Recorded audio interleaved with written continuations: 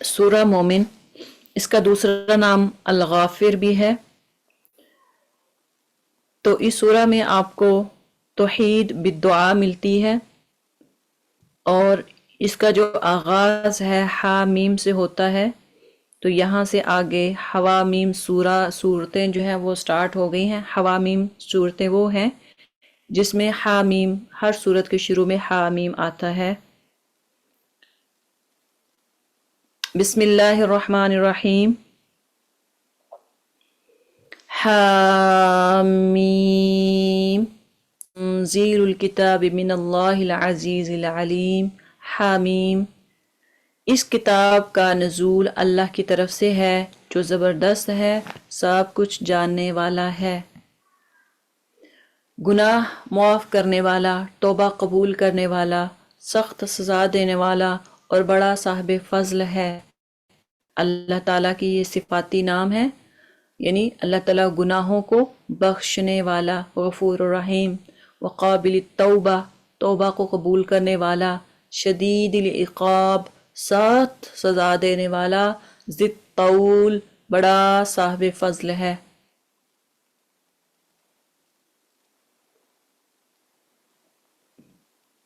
यानी जो गुनाह करके अल्लाह के हुजूर आता है, मुआफ़ी मांगता है, अल्लाह उसको मुआफ़ करने वाला है, उस तौबा को कबूल करता है।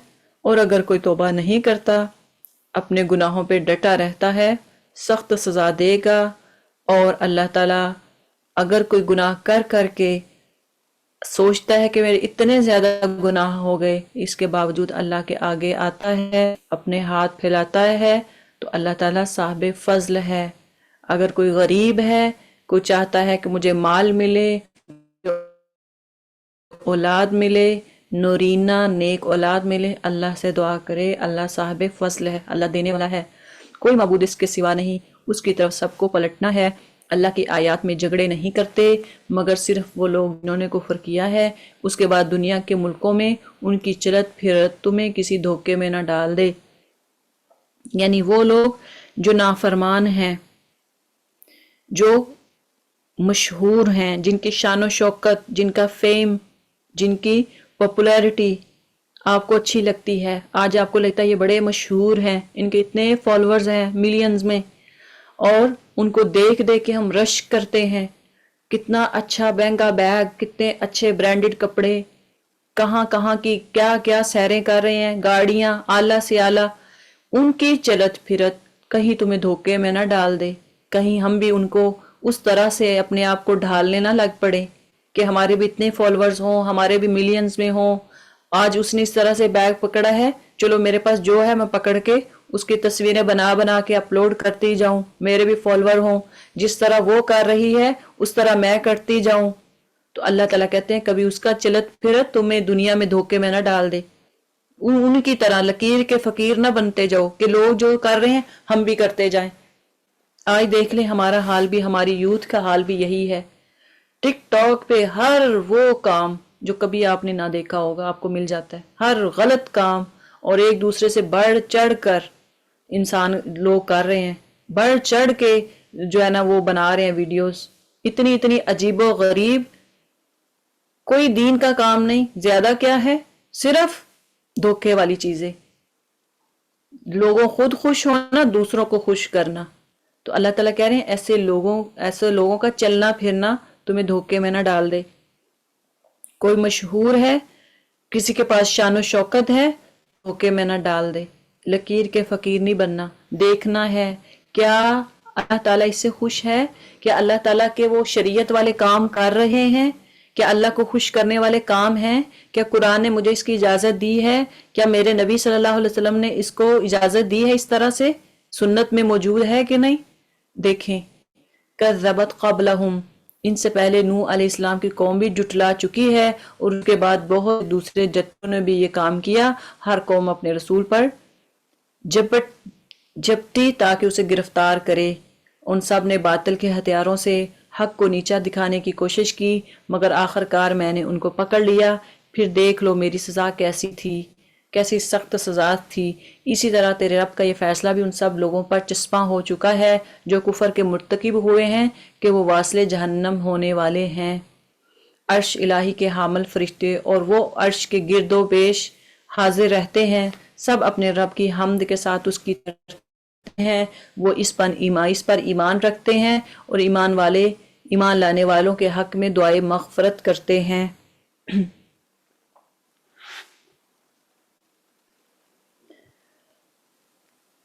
और वो कहते हैं, ए हमारे रब, तू अपनी रहमत और अपने इल्म के साथ हर चीज़ पर छाया हुआ है, बस मुआफ़ कर दे और अज़ाब दोज़ख से बचा ले उन लोगों को जिन्होंने तौबा की है और तेरा रास्ता इख्तियार कर लिया है। अब इसमें ईमान कहा जाता है कि मोमिन का रिश्ता जो दूसरा मोमिन है उसके साथ बड़ा मजबूत होता है। ईमान का रिश्ता बहुत ही स्ट्रॉन्ग रिश्ता है। मोमिन जो है वो दूसरे मोमिन के लिए दुआएं करते हैं, अपनी दुआओं में उनको याद रखते हैं।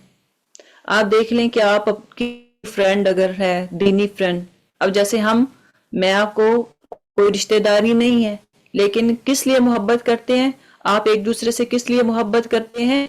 की खातर, अल्लाह की खातर, कुरान की क्लासेस की खातर आप एक दूसरे को कॉल करते हैं। वैसे तो आप कभी किसी को नहीं जानते, लेकिन एक दूसरे से बातचीत करना, मैसेजेस करना, मैं अप्रिशिएट करती हूँ उन सिस्टर्स को जो एक दूसरे को कुरान की खातर मैसेज करती हैं कि आज क्लास है, रिमाइंडर भेजती हैं, फ़ोन कॉल करती हैं। अल्लाह ताला इंशाल्लाह इसका रिवॉर्ड आपको ज़रूर देगा। और ये इसलिए कि आप दीन के साथ मोहब्बत करती हैं और आप भी चाहती हैं कि मेरी दूसरी बहनें भी दीन के साथ मोहब्बत करें, दीन की तरफ आएं, और वो जब दीन आएंगी उनकी दुनिया और आखिरत भी संवर जाएगी। तो आपकी वजह से अगर एक भी बंदी अल्लाह की तरफ आ जाए, एक भी बंदी अगर गुनाह से बच जाए जो वो पहले कर रही थी, एक भी बंदी अगर अच्छे काम में लग जाए जो वो पहले नहीं करती थी, एक भी बंदी अपनी नमाज दुरुस्त कर ले, एक भी बंदी अगर अल्लाह को खुश कर दे आपकी वजह से, तो देखें कि आपकी भी दुनिया बन गई, उसकी भी बन गई। तो ये सदका जारिया है हमेशा के लिए, जब तक उसकी जिंदगी कायम दायम रहेगी। हो सकता है वो आगे अपने बच्चों को कितना दीन फैलाए, अपने बच्चों को और दीनी बना दे, अपनी फैमिली को दीनी बना दे, अपनी फैमिली के साथ पहले जो गुस्सा था, गिला था, जो हसद बुग़्ज़ था, वो ख़त्म हो जाए, उसकी वजह से आगे उसकी फैमिली कितनी अच्छी हो जाए, माहौल अच्छा हो जाए। तो मोमिन जो है वो दूसरे मोमिन से मोहब्बत किस लिए करता है? अल्लाह की खातर। वो दुआएं करता है एक दूसरे के लिए, अल्लाह को खुश करने के लिए। तो देख ले, हमारी जो दोस्तियां, जो कुरान की दोस्तियां हैं, जो ईमान की दोस्तियां हैं, जो कुरान की दोस्तियां होती हैं, वो कितनी मजबूत होती हैं। कभी लड़ाई झगड़े हुए हैं? कभी हसद बुग़्ज़ हुआ है? कोई लड़ाई झगड़ा नहीं होता, कोई हसद बुग़्ज़ नहीं होता, क्योंकि सब किस लिए बेलौस मोहब्बत करते हैं? देने लेने के लिए नहीं, गिफ्ट के लिए नहीं, कपड़ों के लिए नहीं, पार्टीज के लिए नहीं, इसलिए मोहब्बत अल्लाह की खातर। तो ऐसे अल्लाह ताला फरमा रहे हैं कि वो इस पर ईमान रखते हैं और ईमान लाने वालों के हक में दुआए मग़फ़िरत करते हैं। तो जब मोमिन एक दूसरे के लिए दुआए मग़फ़िरत करता है तो फरिश्ते भी उनके लिए दुआए मग़फ़िरत करते हैं। आपको पता है कि फरिश्ते ऐसी महफिलों को अपने रहमत के जो पर हैं उनसे ढांप लेते हैं। और हदीस में हज़रत अबू हुरैरा रज़ी अल्लाह ताला अन्हु की हदीस है, वो बयान करते हैं कि नबी सल्लल्लाहु अलैहि वसल्लम ने फरमाया, हज़रत अबू हुरैरा रिवायत करते हैं कि फरिश्ते आसमान से नीचे उतरते हैं, हर रोज़ आसमान से उतरते हैं नीचे, गली कूचे महल्ले में जाते हैं, ढूंढते रहते हैं किस इलाके में, किस गली में, किस महल्ले में, किस एरिए में दीन की महफिल हो रही है, कुरान सुनाया जा रहा है, फरमान नबी सल्लल्लाहु अलैहि वसल्लम का फरमान सुनाया जा रहा है, दीन की बातें हो रही हैं, वहां पे फरिश्ते हाजिर हो जाते हैं। तो अगर एक फरिश्ते को मिल जाए ना ऐसी महफिल, तो वो दूसरों को पुकार के कहता है कि आओ, जिस काम के लिए हम आए थे हमें वो महफिल मिल गई है। सारे वहां इकट्ठे हो जाते हैं। इवन कहा जाता है कि एक के ऊपर एक फरिश्ता ऐसे होते हैं कि आसमान दुनिया तक फरिश्तों ने एक दूसरे को कवर किया होता है। सुभान अल्लाह। सिर्फ इसलिए कि दीन को, क्योंकि अल्लाह की बंदियां دین کا کام کر رہے ہیں، اللہ کا نام قرآن سیکھ رہے ہیں، سکھا رہے ہیں، تو آج آپ اکیلے نہیں بیٹھے، آپ کے ساتھ فرشتے ہیں، وہ سن رہے ہیں، وہ لکھ رہے ہیں آپ کیا کر رہی ہیں، کس حالت میں بیٹھی ہیں، سب کچھ لکھ رہے ہیں۔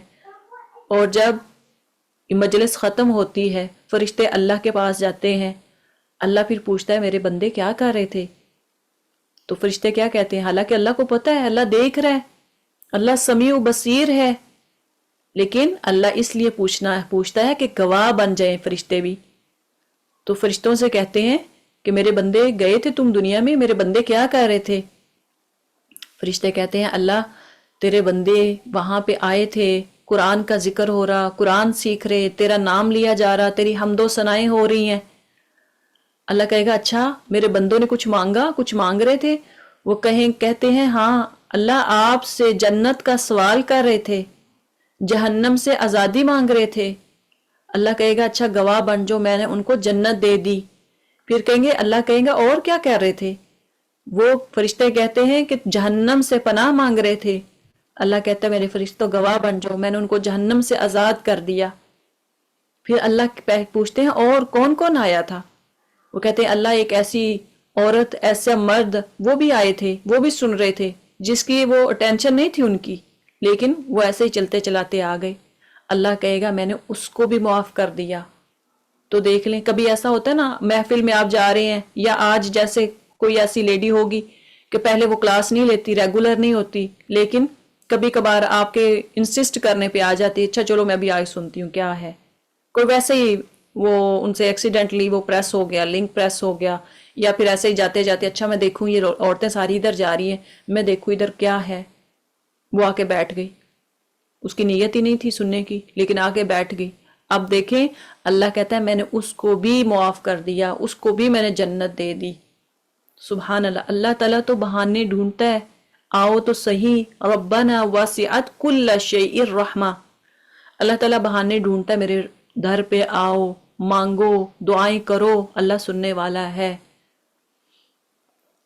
فاغفر للذین تابوا واتبعوا سبیلک وقہم عذاب الجحیم، تو اپنی رحمت اور اپنے علم کے ساتھ ہر چیز پر وہ چھایا ہوا ہے، پس معاف کر دے اور عذاب دوزخ سے بچا لے ان لوگوں کو جنہوں نے توبہ کی اور تیرا راستہ اختیار کر لیا۔ یہ فرشتے دعائیں کرتے ہیں، اے ہمارے رب داخل کر ان کو ہمیشہ رہنے والی ان جنتوں میں جن کا تو نے ان سے وعدہ کیا ہے، اور ان کے والدین، بیویوں اور اولاد میں سے جو صالح ہوں ان کو بھی ان کے ساتھ ہی پہنچا دے، بلا شبہ قادر مطلق اور حکیم ہے۔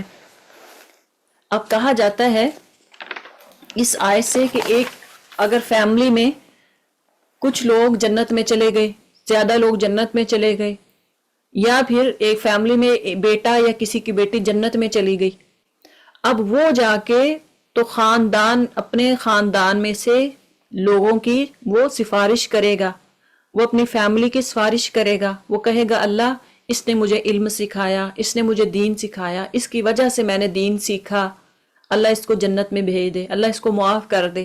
اللہ تعالیٰ اس کی سفارش بھی قبول کر لیں گے۔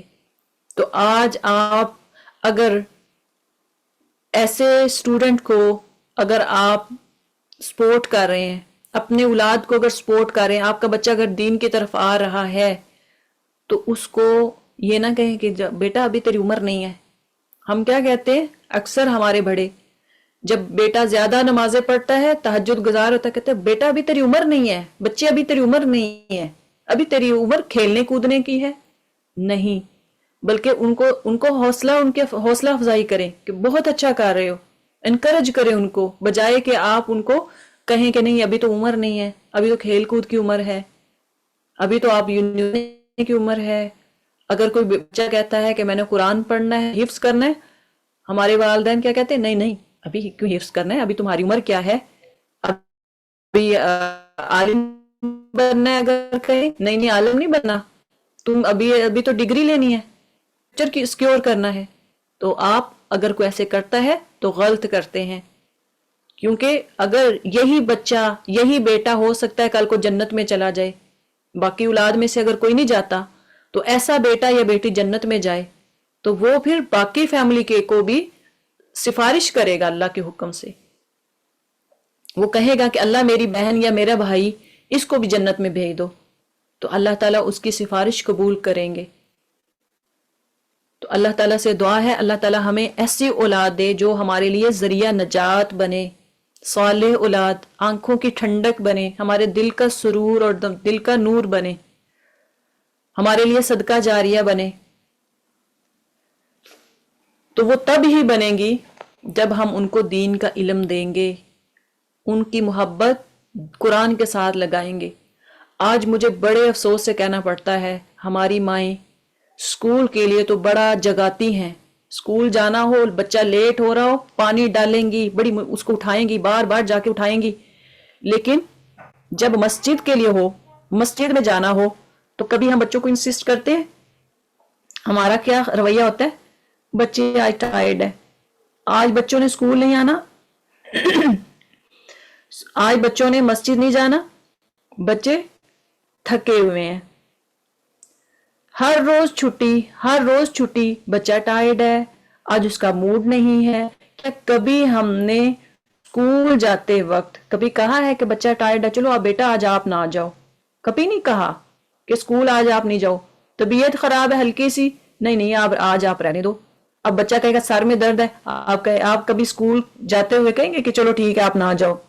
लेकिन जब मस्जिद जाना हो, जब कुरान सीखना हो, वहां हम बड़ा कहते हैं कि बच्चा टायर्ड है, वो नहीं आ रहा। बहुत अफसोस से मुझे कहना पड़ता है कि अल्लाह ताला ऐसी हमारी माओं को हदायत दे, क्योंकि इसके साथ मुझे गुजर हो रहा है ना, मैं देखती हूँ छोटे छोटी बात पे बच्चा नहीं आ रहा, छोटी छोटी बात पे हमने कभी उसको सीरियस ही नहीं लिया। तो जब अभी माएँ जब सीरियस नहीं लेंगी, जब दीन को सीरियस नहीं लेंगी, तो फिर हमारी औलादें कहाँ पहुंचेंगी? वो भी सीरियस नहीं लेंगे। दीन के लिए सीरियस हो जाएं, यही बच्चे कल को आपकी सिफारिश करेंगे, हमारे लिए जरिया नजात होंगे। जब हमने अपने बच्चों को दीन की तालीम दी होगी, जब हमने अपने बच्चों को कुरान का इल्म दिया होगा, फौत होने के बाद उनको पता होगा कि हमने अपने माँ बाप के लिए क्या क्या दुआएं करनी हैं, अपनी जिंदगी में उनके वालिदैन की जिंदगी में हमने क्या क्या दुआएं करनी है। जब औलाद को पता होगा रब्बिरहमहुमा कमा रब्बयानी सगीरा, तभी वो आपके लिए हाथ उठा उठा के दुआ करेंगे ना। आप यकीन करें, कई ऐसे मेरी आंखों के सामने गुजरे वालिदैन जिनके फौत हो जाते हैं, लेकिन उनको ये पता नहीं होता कि हमने अपने माँ बाप के लिए दुआ कैसे करनी है, ये तक नहीं पता होता। तो आप देखें कि नॉलेज कौन सा अच्छा हुआ, कौन सा इदारा अच्छा हुआ? स्कूल जिसने बच्चे को इतनी डिग्रियां दे दी लेकिन आखिरत ना संवर सकी, या वो इदारा जिसने आपको कुरान की, आपके बच्चे को कुरान की तालीम दी, डिग्रियां आपके कोई काम नहीं आएंगी। क्या काम आएगा? सिर्फ कुरान, सिर्फ दीन, यही काम आएगा। ये दुनिया के सर्टिफिकेट, दुनिया की ग्रेजुएशन, पीएचडी नहीं आएगा। दुनिया में तो वक्ती तौर पे फायदा लगेगा, लेकिन आखिरत में ये चीजें काम नहीं आएंगी। आखिरत में दीन काम आएगा। बच्चों को सिखाया हुआ दीनी इल्म, कुरान, हिफ्स, आलिम अगर बच्चे होंगे, फिर ही वो हाथ दुआ कर पाएंगे। अल्लाह ताला हमें बच्चों के साथ सिंसेर होने की तौफीक दे, अपनी औलाद के साथ सिंसेर होने की तौफीक दे। हमें बच्चों को बताना चाहिए कि कौन सा इल्म फायदेमंद है। ये नहीं मैं कहती कि दीन का, दुनिया का इल्म ना दें, सिर्फ दीन का दें, दोनों दें, दोनों की तालीम होनी चाहिए, बैलेंस होना चाहिए। जिस तरह आप दुनिया के लिए कोशिश करते हैं, जिस तरह आप दुनिया के लिए भाग दौड़ करते हैं, बच्चों पे पानी फेंकेंगे, बार बार जाके उठाते हैं स्कूल के लिए, कॉलेज के लिए, यूनिवर्सिटी के लिए, क्या हम कुरान के लिए इस तरह नहीं कोशिश कर सकते? कर सकते हैं। सिर्फ हम उसको सीरियस नहीं लेते, उसकी अहमियत नहीं समझते। इसलिए वक़ीहिमुस्सय्यिआत, और बचा दे उनको बुराइयों से। जिसको तूने क़यामत के दिन बुराइयों से बचा दिया, उस पर तूने बड़ा रहम किया। यही बड़ी कामयाबी है। जिन लोगों ने कुफ्र किया है, क़यामत के रोज़ उनको पुकार कर कहा जाएगा, आज तुम्हें जितना शदीद गुस्सा अपने ऊपर आ रहा है, अल्लाह तुम पर इससे ज्यादा गजबनाक उस वक्त होता था जब तुम्हें ईमान की तरफ बुलाया जाता था और तुम कुफ्र करते थे। देख लें, क़यामत वाले दिन इंसान को इतना गुस्सा आएगा, अपनी उंगलियां चबाएगा, अपने हाथ चबाएगा, गुस्से की हालत में आके। अल्लाह कहेगा मुझे भी ऐसे ही आता था, जब तुम्हें दीन की तरफ बुलाया जाता था ना, कहा जाता था उठ जो, नमाज का वक्त है, नहीं उठते थे। कोई बात नहीं, बाद में देखी जाएगी। कहा जाता था जब नमाज पढ़ो, नमाज की तरफ आ जाओ, अल्लाह के गुलाम बन जाओ, अल्लाह के बंदे बन जाओ। कहा जाता था नहीं, देखी जाएगी, अभी तो बड़ी उम्र है। अल्लाह को भी बड़ा गुस्सा आता है तब, जब अल्लाह के साथ कोई शरीक बनाता है, अल्लाह के साथ जब कोई शरीक ठहराता है, अल्लाह को बड़ा गुस्सा आता है। आप देख लें कि जब हमारे घर में काम काज करने वालियां हों, मेड, अब आपने उसको रखा किस लिए है? सैलरी कौन दे रहा है? मेड को सैलरी आप दे रहे हैं। अब आपने मेड को रखा, सैलरी दी, उसके अलावा भी आप उनको महीने के और या साल में कपड़े वगैरह भी देते रहे, लेकिन वो जब आपको काम की जरूरत पड़ी तो वो आपके नेक्स्ट डोर चली जाए काम के लिए, हालांकि सैलरी आप दे रहे हैं, उसको पे आप कर रहे हैं उतने आवर्स के, लेकिन उसी काम उसी टाइम वो किसी और का काम करे जाके। आपको अच्छा लगता है? कभी भी नहीं लगता। जब आपको अच्छा नहीं लगता, जब इंसान को अच्छा नहीं लगता कि मैंने मेरी रखी हुई मेड मेरे घर में मेरे पैसे ले और जाके काम किसी और का करे, आपको बुरा लगेगा, गुस्सा आएगा, आप उसको निकाल देंगे। तो क्या अल्लाह को गुस्सा नहीं लगता जब अल्लाह के साथ शरीक ठहराए जाते हैं? अल्लाह भी कहेगा आज तुम्हें दुनिया में, आखिरत में तुम्हें गुस्सा लग रहा है ना, आज तुम्हें शदीद गुस्सा आ रहा है, अल्लाह तुम पर इससे ज्यादा गजबनाक उस वक्त था जब तुम्हें ईमान की तरफ बुलाया जाता था और तुम कुफ्र करते थे। वो कहेंगे ए हमारे रब, तूने वाकई हमें 2 दफा मौत और 2 दफा जिंदगी दे दी, अब हम अपने कसूरों का इतराफ करते हैं, क्या अब यहां से निकलने की कोई भी सबील है? जवाब मिलेगा ये हालत जिसमें तुम मुब्तला हो इस वजह से कि जब अकेले अल्लाह की तरफ बुलाया जाता था तो तुम मानने से इनकार कर देते थे, और जब उसके साथ दूसरों को मिलाया जाता तो तुम मान लेते थे। जब दूसरों को, यानी देखे शायर क्या कहता है, वो एक सजदा जिसे तू गिरा समझता है, 1000 सजदों से देता है आदमी को नजात। एक अल्लाह की तरफ नहीं आना, कितनों की तरफ जाना है? जितने मिलते जाए रास्ते में, जितने आते जाए। जो किसी ने सुनाया मुझे तो मेरी बेटी मैं फलां जगह पे लेके गई, मेरी बेटी को वहां से उसने शिफात मिली, वहां से वो सही हो गया, हम कहते हैं अच्छा चल मैं भी जानी है। पकड़ते हैं हम अबाया, पकड़ते हैं हम चादर, वहां भाग उठते हैं बच्चों को लेके।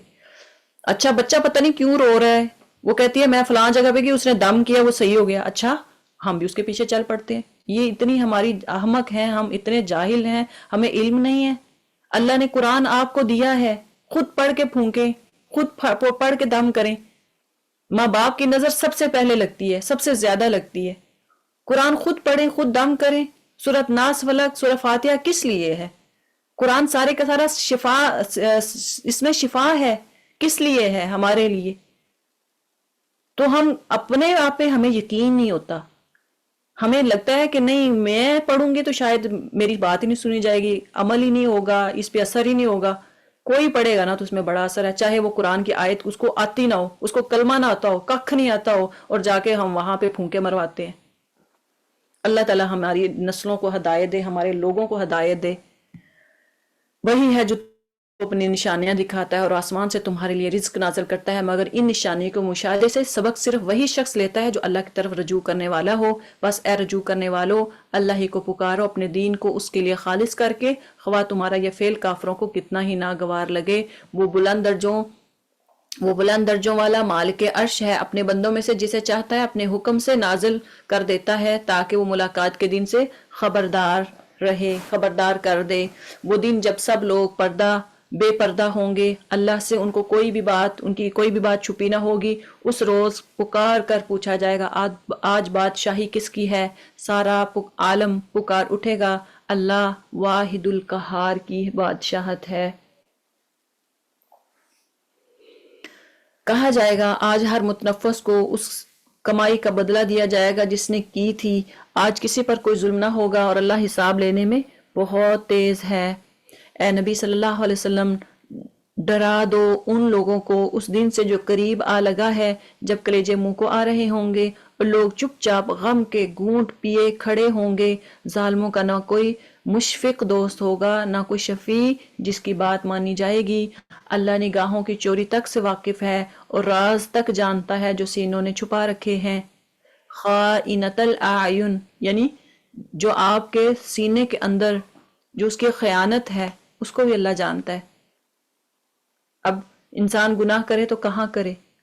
اللہ تو ہر جگہ پہ موجود ہے، چھپے کرو ظاہری کرو کہیں تو کرو، اللہ تعالیٰ جانتا ہے اور اللہ ٹھیک ٹھیک بے لاگ فیصلہ کرے گا۔ رہے وہ جن کے کو یہ مشرکین اللہ کو چھوڑ کر پکارتے ہیں، وہ کسی چیز کا بھی فیصلہ کرنے والے نہیں ہیں، بلا شبہ اللہ ہی سب کچھ سننے اور دیکھنے والا ہے۔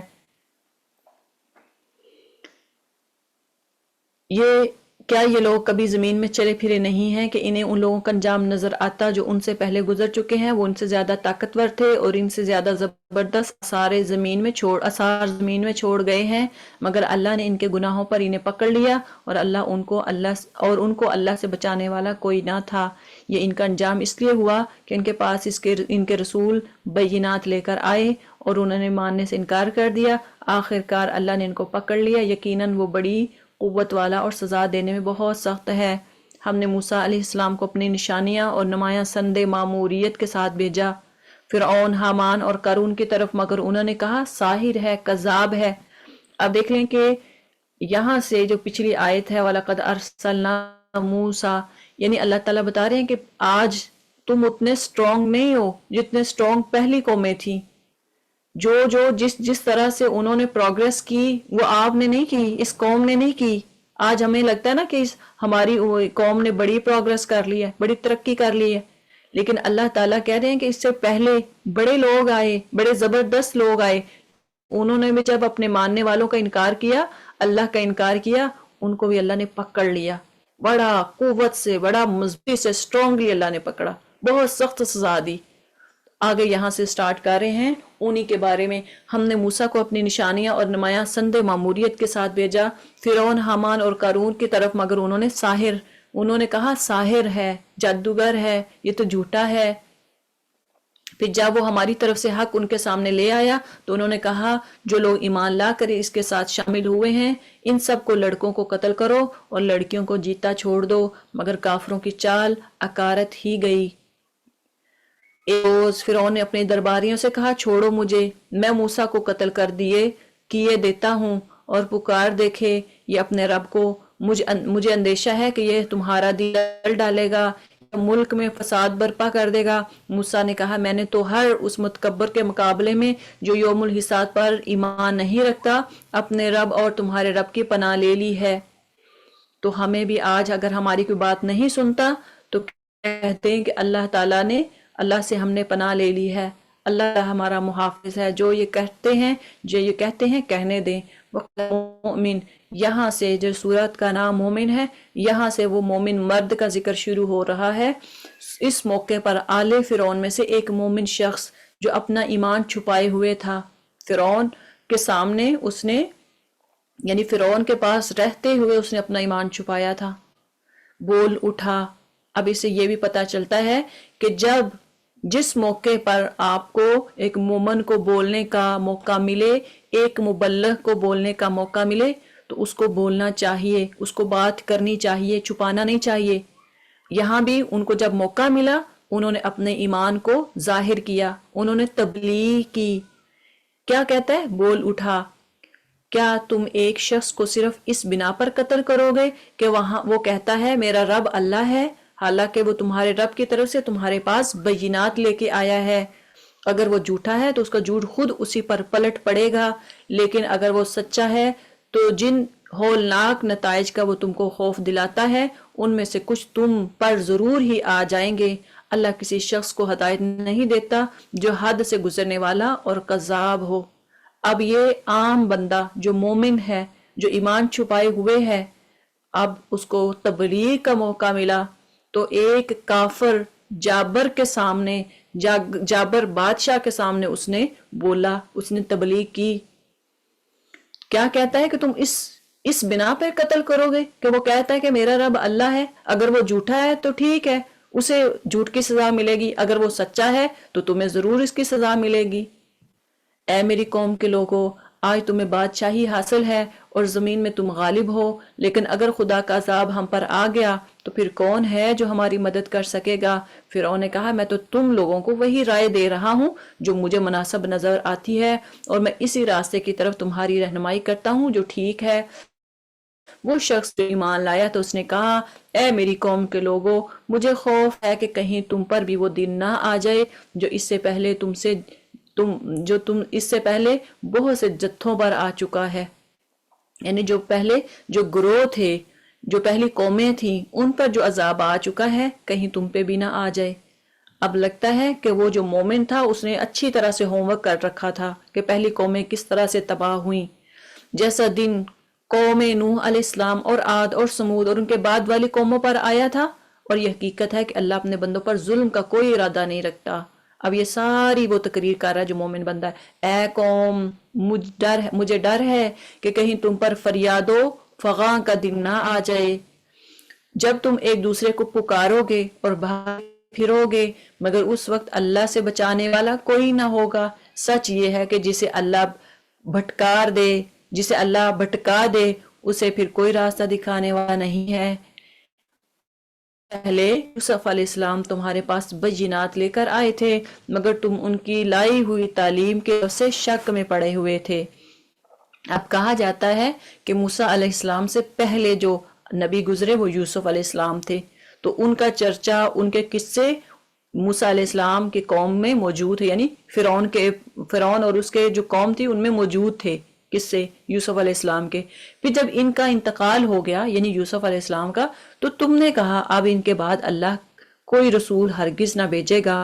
اسی طرح اللہ ان سب لوگوں کو گمراہی میں ڈال دیتا ہے جو حد سے گزرنے والا ہے اور شکی ہوتے ہیں۔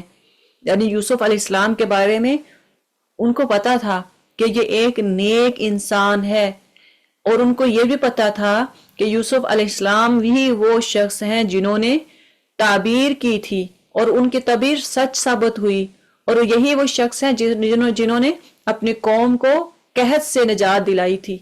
ان کو صاحب معلوم تھا، اور جو وہ کہتا گیا وہ ہوتا گیا، لیکن قوم نے ان کی جب موجودگی تھی، جب وہ موجود تھے، ان کو نہ مانا، ان کی ایک نہ سنی، ان کو جھوٹا کہا۔ لیکن جیسے ہی ان کی وفات ہوئی تو ان کی قوم کہنے لگی ہائے ایسا اب کہاں سے آئے گا۔ یہ حال ہے آج ہمارا، جب ہمارے نیک بندے ہمارے میں موجود ہوتے ہیں، وہ کہتے رہتے ہیں کہ یار یہ بات کرو، یہ بات سنو، یہ سچ ہے، یہ جھوٹ ہے، وہ کہتے ہیں نہیں چھڈ، تو اڈا اڈا آیا، تو کون ہوتا ہے یہ باتیں کرنے والا۔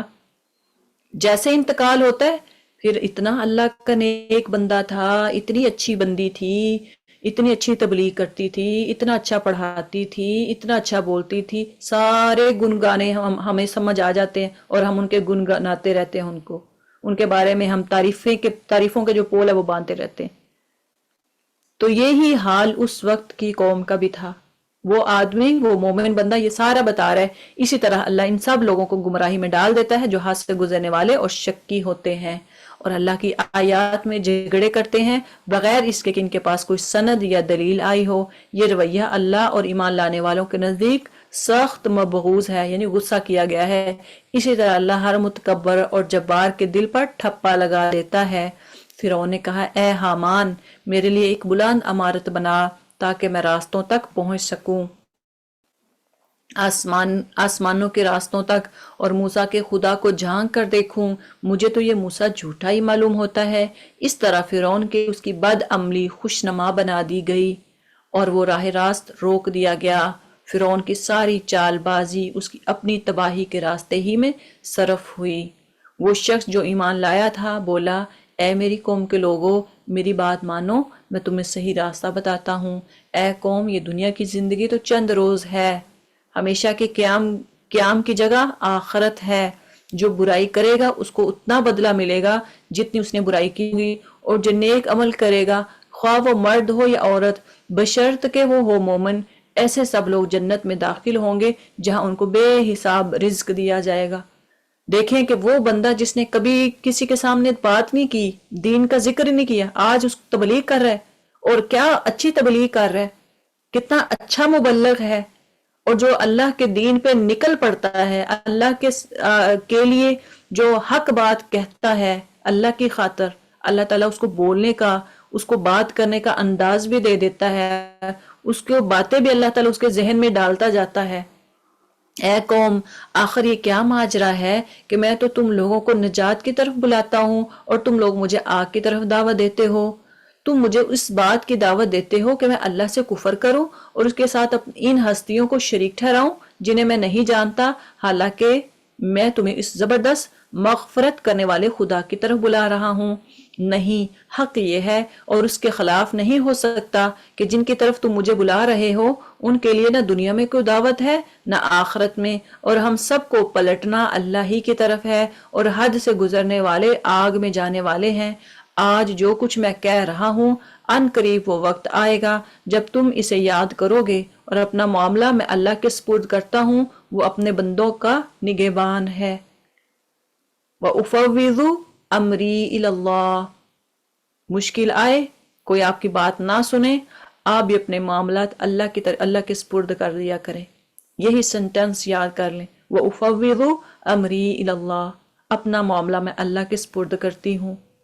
ان اللہ بصیر بالعباد، وہ اپنے بندوں کا نگہبان ہے۔ آخرکار ان لوگوں نے جو بری سے بری چالیں اس مومن کے خلاف چلی، اللہ نے ان سب سے اس کو بچا لیا، اور فرعون کے ساتھی بدترین عذاب کے پھیرے میں آ گئے۔ دوزخ کی آگ کے سامنے صبح و شام وہ پیش کیے جاتے ہیں، اور جب قیامت کی گھڑی آ جائے گی تو حکم ہوگا کہ آل فرعون کو شدید تر عذاب میں داخل کرو۔ پھر ذرا خیال کرو اس وقت کا جب یہ لوگ دوزخ میں ایک دوسرے سے جگڑ رہے ہوں گے۔ دنیا میں جو لوگ کمزور تھے وہ بڑے بننے والوں سے کہیں گے، کمزور کا مطلب یہ نہیں ہے کہ وہ ان میں ویکنس تھی، ان میں کمزوری تھی فزیکل، بلکہ وہ کمزور کیا تھے؟ عقیدے کے کمزور، ایمان کے کمزور، کہ ہم تمہارے تابع تھے، اب کیا یہاں تم نار جہنم کی تکلیف کے کچھ حصے سے ہم کو بچا لو گے؟ وہ بڑے بننے والے جواب دیں گے، ہم سب یہاں ایک حال میں ہیں۔ آج جو کہتے ہیں نا ہم پیر ہیں، ہم تو آلے نبی رسول ہیں، اور ان کے آگے جا جا کے سجدے کرتے ہیں، لوگ ان کے سامنے جا جا کے جھکتے ہیں، وہ سب کیا کہیں گے؟ سب یہاں ایک حال میں ہیں، اور اللہ بندوں کے درمیان فیصلہ کر چکا ہے۔ پھر یہ دوزخ میں پڑے ہوئے لوگ جہنم کے اہلکاروں سے کہیں گے، اپنے رب سے دعا کرو کہ ہمارے عذاب میں بس ایک دن کی تخفیف کر دیں، ایک دن کی چھوٹ مانگیں گے، ایک دن کی بریک مانگیں گے۔ وہ پوچھیں گے کیا تمہارے پاس تمہارے رسول بینات لے کر نہیں آتے رہے تھے؟ وہ کہیں گے ہاں۔ جہنم کے اہلکار بولیں گے پھر تو تم ہی دعا کرو، اور کافروں کی دعا اکارت ہی جانے والی ہے، ضائع ہو جائے گی۔ یقین جانو کہ ہم اپنے رسولوں اور ایمان لانے والوں کی مدد اس دنیا کی زندگی میں بھی لازماً کرتے ہیں، اور اس روز بھی کریں گے جب گواہ کھڑے ہوں، جب ظالموں کو ان کی معذرت کچھ بھی فائدہ نہ دے گی، ان پر لعنت پڑے گی اور بدترین ٹھکانہ ان کے حصے میں آئے گا۔ آخر دیکھ لو کہ موسیٰ کی ہم نے رہنمائی کی اور بنی اسرائیل کو اس کتاب کا وارث بنا دیا جو عقل اور دانش رکھنے والوں کے لیے ہدایت و نصیحت تھی۔ بس اے نبی صلی اللہ علیہ وسلم، صبر کرو، اللہ کا وعدہ حق ہے، اپنے قصور کی معافی چاہو، صبح و شام اپنے رب کی حمد کے ساتھ اس کی تسبیح کرتے رہو۔ حقیقت یہ ہے کہ جو لوگ کسی سند و حجت کے بغیر جو ان کے پاس آئی ہو اللہ کی آیات میں جھگڑے کر رہے ہیں، ان کے دلوں میں کبر بھرا ہوا ہے، تکبر ہے، مگر وہ اس بڑائی کو پہنچنے والے نہیں ہیں جس کا وہ گمنڈ رکھتے ہیں۔ بس اللہ کی پناہ لو، وہ سب کچھ دیکھتا اور سنتا ہے۔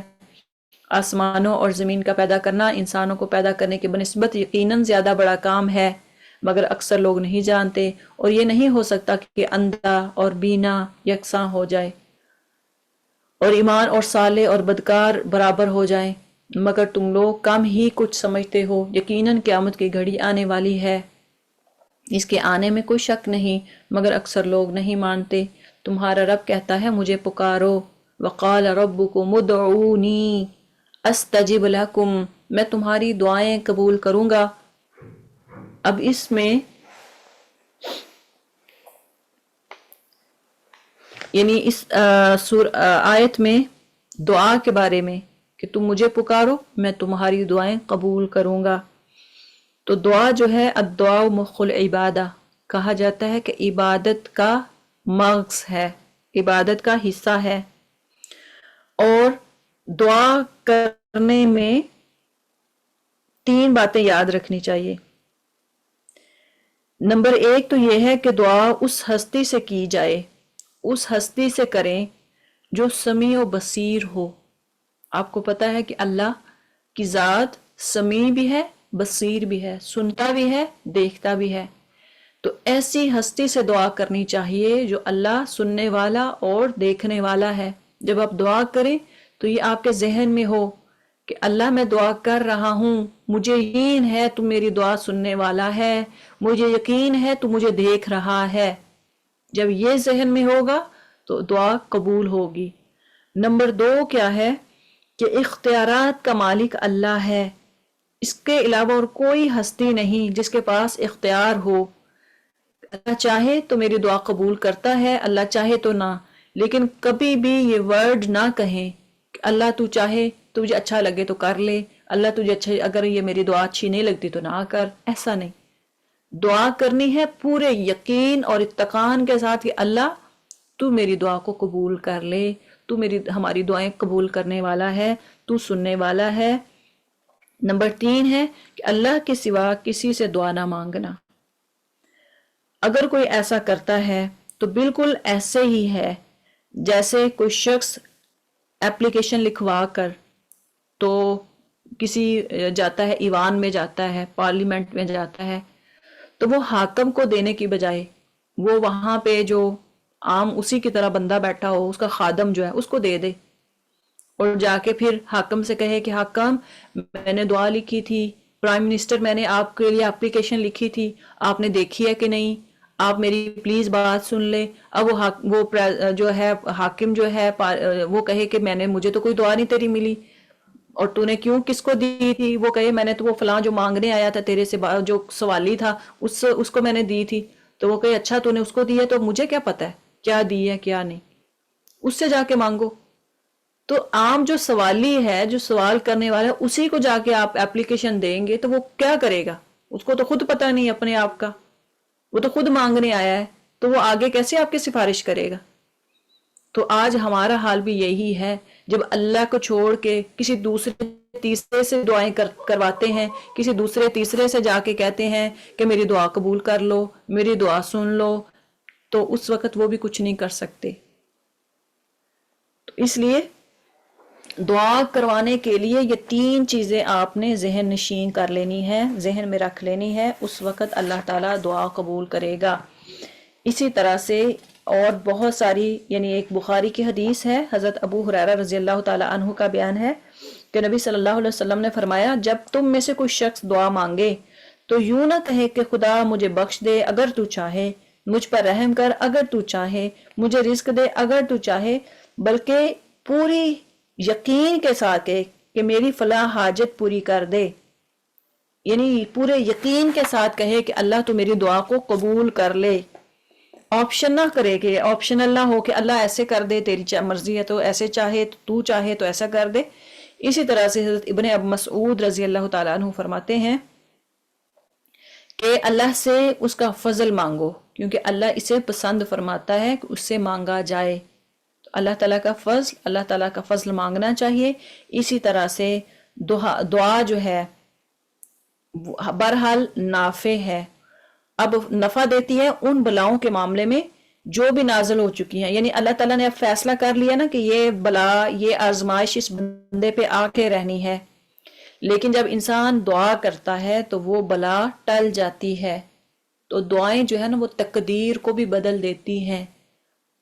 شرط یہ ہے کہ آپ کی دعا میں وہ سب کچھ موجود ہو جو اللہ کی ہستی سے ہونی چاہیے۔ آپ کو پتا ہے کہ اللہ کی ہستی کتنی بڑی ہے، تو اس سے ڈیمانڈ بھی اسی طرح سے کرنی چاہیے۔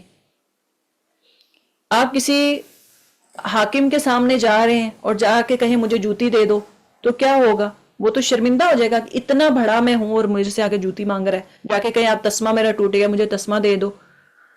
حضرت انس کہتے ہیں کہ نبی صلی اللہ علیہ وسلم نے فرمایا تم میں سے ہر شخص کو اپنی ہر حاجت خدا سے مانگنی چاہیے، یہاں تاکہ اگر اس کا جوتی کا تسمہ بھی ٹوٹ جائے تو اللہ سے دعا کرے کہ اللہ میری جوتی کا تسمہ بھی مجھے دے دے، تو اللہ دینے والا ہے۔ وہی اللہ تمہارا رب ہے، ہر چیز کا خالق، اس کے سوا کوئی معبود نہیں۔ پھر تم کدھر سے بہکائے جا رہے ہو؟ اسی طرح وہ سب لوگ بہکائے جا رہے ہیں جو اللہ کی آیات کا انکار کرتے تھے۔ وہ اللہ ہی تو ہے جس نے تمہارے لیے زمین کو جائے قرار بنایا اور اوپر آسمان کا گنبد بنا دیا، جس نے تمہاری صورت بنائی اور بڑی ہی عمدہ بنائی، جس نے تمہیں پاکیزہ چیزوں کا رزق دیا۔ وہی اللہ تمہارا رب ہے، بے حساب برکتوں والا اور کائنات کا رب ہے۔ وہی زندہ ہے، اس کے سوا کوئی معبود نہیں۔ اسی کو تم پکارو، اپنے دین کو اس کے لیے خالص کر کے۔ ساری تعریف اللہ کی ہی کے لیے ہے۔ اے نبی صلی اللہ علیہ وسلم، ان لوگوں سے کہہ دو کہ مجھے تم ان ہستیوں کی عبادت سے منع کیا گیا ہے جنہیں تم اللہ کو چھوڑ کر پکارتے ہو۔ میں یہ کام کیسے کر سکتا ہوں جبکہ میرے پاس میرے رب کی طرف سے بینات آ چکی ہیں؟ مجھے حکم دیا گیا ہے کہ میں رب العالمین کے آگے سر تسلیم خم کر دوں۔ وہی تو ہے جس نے تم کو مٹی سے پیدا کیا، پھر نطفے سے، پھر خون کے لوتھڑے سے، پھر وہ تمہیں بچے کی شکل میں نکالتا ہے، پھر تمہیں بڑھاتا ہے تاکہ تم اپنی پوری طاقت کو پہنچ جاؤ، پھر اور بڑھاتا ہے تاکہ تم بڑھاپے کو پہنچ جاؤ، یعنی اس میں بچپن، جوانی، بڑھاپا، اور تم میں سے کوئی پہلے ہی واپس بلا لیا جاتا ہے۔ یہ سب کچھ اس لیے کیا جاتا ہے تاکہ تم اپنے مقرر وقت تک پہنچ جاؤ اور اس کے لیے تم حقیقت کو سمجھو۔ اللہ تعالیٰ جس کو چاہتا ہے، یعنی لازمی نہیں ہے کہ بچپن، پھر جوانی اور پھر بڑھاپا، یہی سٹیج ہر بندے کو آئے۔ اللہ تعالیٰ جس کو چاہتا ہے پہلے بلا لیتا ہے۔ وہی ہے زندگی دینے والا، وہی ہے موت دینے والا۔ وہ جس بات کا بھی فیصلہ کرتا ہے بس ایک حکم دیتا ہے کہ وہ ہو جائے تو وہ ہو جاتی ہے۔ تو نے دیکھا ان لوگوں کو جو اللہ کی آیات میں جھگڑے کرتے ہیں، کہاں سے وہ پھرائے جا رہے ہیں؟ یہ لوگ جو اس کتاب کو اور اس کی ساری کتابوں کو جٹلاتے ہیں جو ہم نے اپنے رسولوں کے ساتھ بھیجی تھی، ان قریب انہیں معلوم ہو جائے گا جب توق ان کی گردنوں میں ہوں گے اور زنجیریں جن سے پکڑ کر وہ کھولتے ہوئے پانی کی طرف کھینچے جائیں گے اور پھر دوزخ کی آگ میں جھونک دیے جائیں گے۔ پھر ان سے پوچھا جائے گا کہ اب کہاں ہیں اللہ کے سوا دوسرے خدا جن کو تم شریک کرتے تھے؟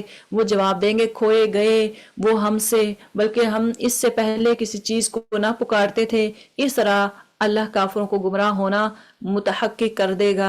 ان سے کہا جائے گا یہ تمہارا انجام اس لیے ہوا ہے کہ تم زمین میں غیر حق پر مگن تھے اور پھر اس پر اتراتے تھے۔ اب جاؤ جہنم کے دروازوں میں داخل ہو جاؤ، ہمیشہ تم کو وہی رہنا ہے، بہت ہی برا ٹھکانہ ہے متکبرین کا۔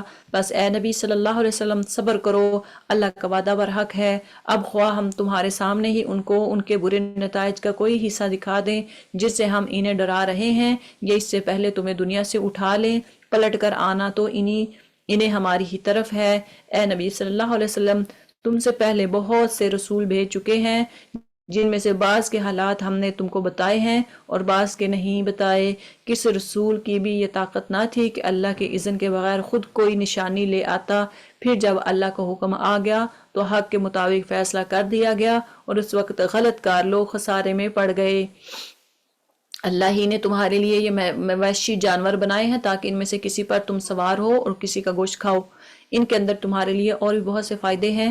وہ کس کام بھی آتے ہیں؟ وہ اس کام بھی آتے ہیں کہ تمہارے دلوں میں جہاں جانے کی حاجت ہو وہاں تم ان پر پہنچ سکو۔ ان پر بھی اور کشتیوں پر بھی تم سوار کیے جاتے ہو۔ اللہ تعالیٰ نے جو نعمتیں دی ہیں، کشتیاں، جانور، ان کے فائدے بتا رہے ہیں۔ اللہ اپنی یہ نشانیاں تمہیں دکھا رہا ہے، آخر تم اس کی کن کی نشانیوں کا انکار کرو گے؟ پھر کیا یہ زمین میں چلے پھرے نہیں ہیں کہ ان لوگوں کو ان کا انجام نظر آتا جو ان سے پہلے گزر چکے ہیں؟ وہ ان سے تعداد میں زیادہ تھے، ان سے بڑھ کر طاقتور تھے اور زمین میں ان سے زیادہ شاندار آثار چھوڑ گئے ہیں۔ جو کچھ کمائی انہوں نے کی ہے آخر وہ ان کے کس کام آئے ہیں؟ یعنی پہلے جو قومیں تھیں، عاد، سمود، ان کے ساری جو قومیں تھیں وہ کس کام آئی؟ بڑے بڑے لمبے اور طاقتور ہوتے تھے اور انہوں نے کس طرح سے پتھروں میں لکھ کے اپنے پتھروں کو تراش کے اپنے گھر بنائے۔ جب ان کے رسول ان کے پاس بینات لے کر آئے تو وہ اسی علم مگن رہے جو ان کے اپنے پاس تھا اور پھر اسی چیز کے پھیر میں آگے جس کا وہ مذاق اڑاتے تھے۔ جب انہوں نے ہمارا عذاب دیکھ لیا تو پکار اٹھے کہ ہم نے مان لیا اللہ واحد لا شریک کو اور ہم انکار کرتے سب معبودوں کا جنہیں ہم شریک ٹھہراتے تھے، مگر ہمارا عذاب دیکھ لینے کے بعد ان کا ایمان ان کے لیے کچھ بھی نافع نہ ہو سکتا تھا، کیونکہ یہی اللہ کا مقرر ضابطہ ہے جو ہمیشہ اس کے بندوں میں جاری رہا ہے۔ اور اس وقت کافر لوگ خسارے میں پڑ گئے۔ سبحانک اللہم و بحمدک نشہد ان لا الہ الا انت نستغفرک و نتوب الیک وصلی اللہ علی خیر خلقہ محمد و آلہ وصحابہ اجمعین آمین یا ارحم الراحمین۔ السلام علیکم ورحمۃ اللہ وبرکاتہ۔